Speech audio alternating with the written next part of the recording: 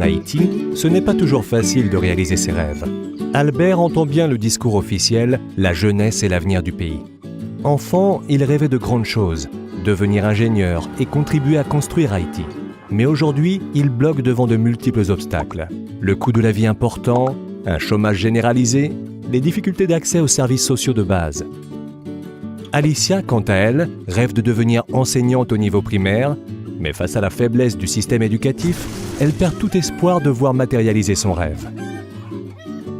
Pour répondre à ces préoccupations, Haïti et ses partenaires internationaux ont mis en place un plan d'aide pour redonner un nouvel élan. L'Union européenne a mis sur pied un programme d'appui budgétaire à la consolidation de l'État.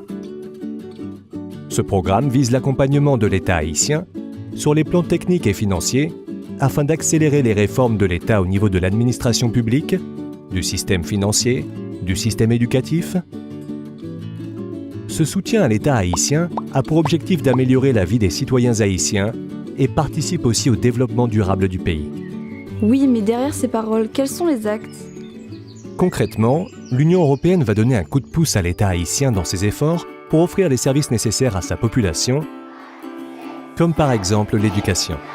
L'Union européenne soutient aussi la réforme de l'administration publique engagée depuis 2007, qui vise à terme d'avoir la bonne personne au bon poste, ou encore de permettre à un jeune désireux de devenir fonctionnaire, d'intégrer l'administration par voie de concours et non par favoritisme. Comment se déroulera la collaboration entre l'État haïtien et l'Union européenne ? Au prime abord, dans un dialogue d'égal à égal avec l'Union européenne, le gouvernement haïtien décide des réformes à soutenir et des objectifs sont fixés ensemble. 3 institutions haïtiennes sont partie intégrante de ce dialogue.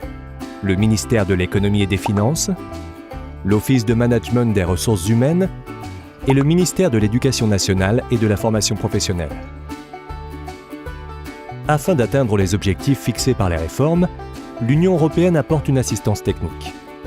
Ainsi, elle va aider l'État haïtien à mieux collecter les taxes, à mieux organiser la fonction publique ou encore à augmenter la qualité et les conditions de l'enseignement. En fonction des performances et des objectifs atteints par l'État haïtien, l'Union européenne débloque des fonds progressivement. 100 millions d'euros maximum sont prévus pour soutenir l'État haïtien. Cet appui financier sera versé directement dans le trésor public sur une période de 3 ans. Ce programme concerne principalement Port-au-Prince, mais si nous habitons dans un petit village, que pouvons-nous espérer ? Il s'agit bien d'un plan national. Par exemple, dans le domaine de l'éducation. Peu importe l'endroit où l'on se trouve au pays, les parents doivent avoir confiance dans la qualité de l'éducation. Les professeurs doivent être bien formés et évalués. Pour mener ces projets à bout, les citoyens ont aussi leur rôle à jouer. Effectivement, les taxes payées par les contribuables permettront par exemple de pérenniser les infrastructures. Ce programme est prometteur. Moi, je pars réviser mon concours. Et moi, je vais pouvoir retrouver ma classe. Voilà qui va me donner des ailes pour poursuivre mes études. Ainsi, les jeunes pourront réaliser leurs rêves. Ils n'auront plus l'envie de quitter le pays. Alicia pourra ainsi réaliser sa vocation de professeur d'école et Albert, lui, ingénieur.